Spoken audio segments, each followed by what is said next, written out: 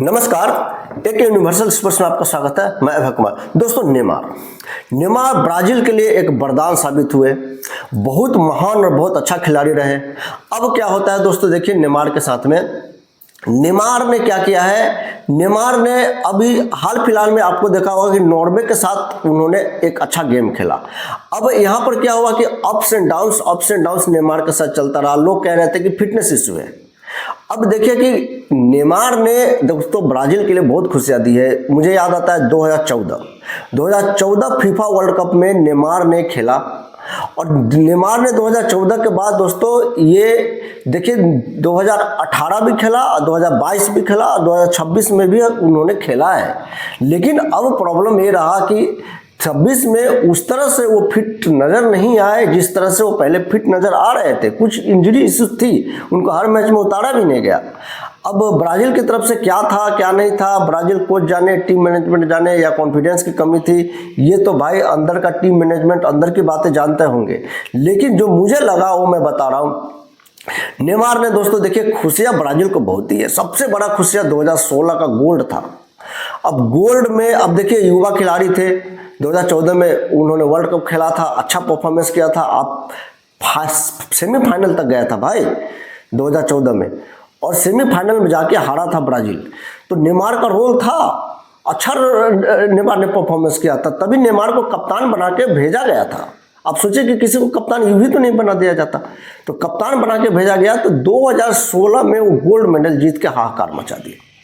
अब ये gold medal जीतना भी कोई आसान काम तो नहीं होता है। ये बड़ी चुनौती था जर्मनी के साथ जीतना। ये आप देखिए कि उस मैचेस में गोल एक का बराबरी हुआ था, तो गोल भी नेमार ने ही दागा था फ्री किक से।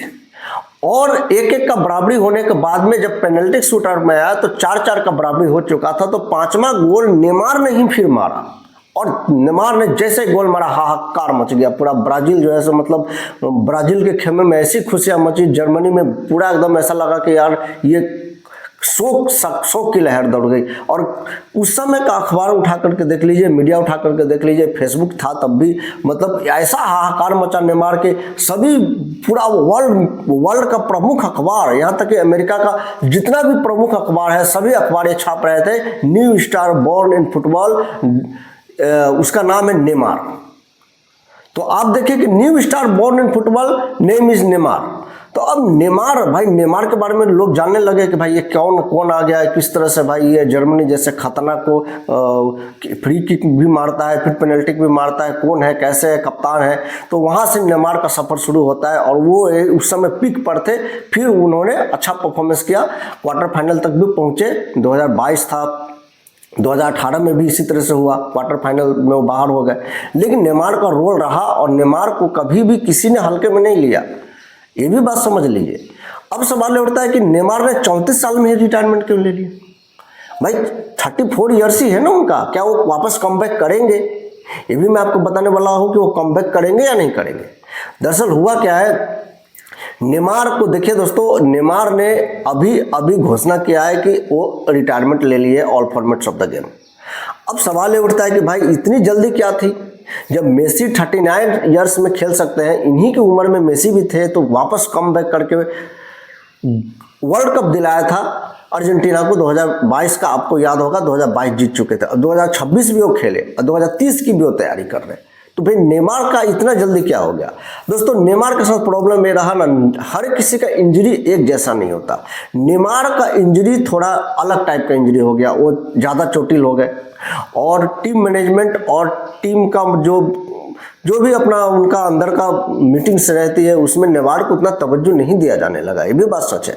और नेमार के जगह पर एक यंग खिलाड़ी को ज़्यादा प्रमोट किया जाने लगा। ऐसा नहीं था कि 2026 में वो फिट नहीं थे, 2026 में उनको बार बार उतारा जा सकता था, लेकिन 2026 में जब उनको बार बार ब्राज़ील की तरफ से नहीं उतारा गया, तभी समझ में आ गया कि भाई नेमार को लगता है कि मतलब अब बाहर जाना पड़ेगा, क्योंकि टीम मैनेजमेंट और उनका जो भी एसोसिएशन है वो सीरियसली नहीं ले रहा है नेमार को। ये सच था।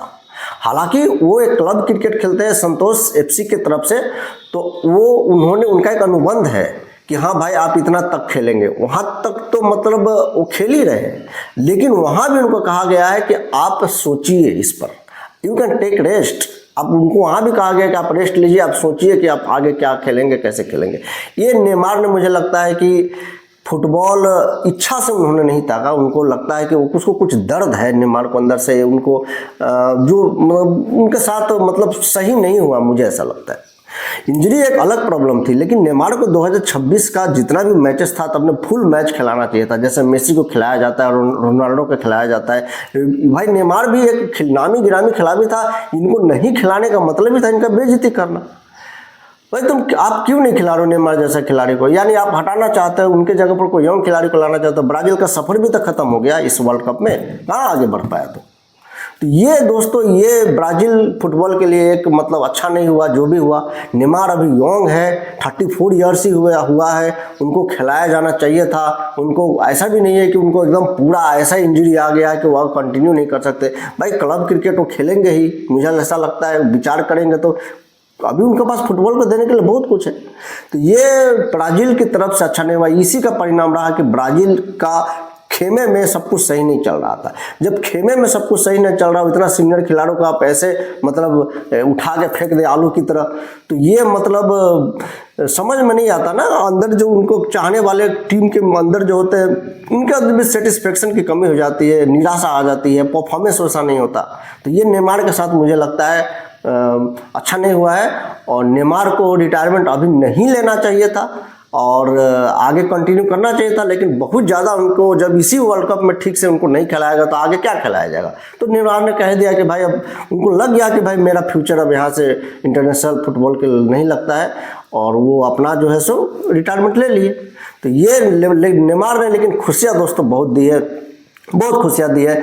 तो इसी के लिए नेमार को तो एक बार थैंक्स कहना हम सबको चाहिए कि भाई नेमार, आपने भी बहुत खुशियाँ दी है। पहले का रिकॉर्ड भी तोड़ा है, 77 गोल था, 80 गोल दागा है। सफ़र एक रहा ब्राज़ील के लिए। ब्राज़ील कोई ऐरा गैरा तो देश नहीं है, हर बार ब्राज़ील ने क्वालिफाई किया है। ब्राज़ील का एक नाम है, ब्राज़ील का एक फैन फॉलोइंग है, बड़े बड़े धुरंधर ब्राज़ील से आते हैं। रोनाल्डो से लेकर के, पेले से लेकर के, रोनाल्डिन्हो भी खेलते थे। तो कितने खतरनाक खिलाड़ी ब्राज़ील के लिए खेलते हैं। तो ये दोस्तों देखिए, ये ब्राज़ील के लिए ये नेमार का इस तरह से मतलब वो कहता है ना, उठा के फेंक देना, ये अच्छा नहीं हुआ।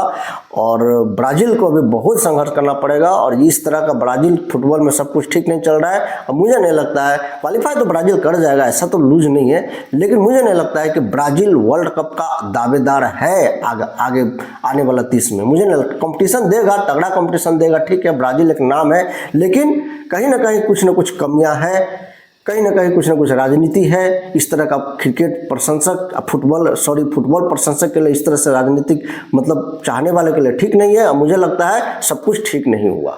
आपका क्या मानना है कमेंट बॉक्स में बताइएगा। वीडियो पसंद आया हो तो शेयर कर दीजिएगा, और चैनल को दोस्तों जरूर सब्सक्राइब कर लीजिए।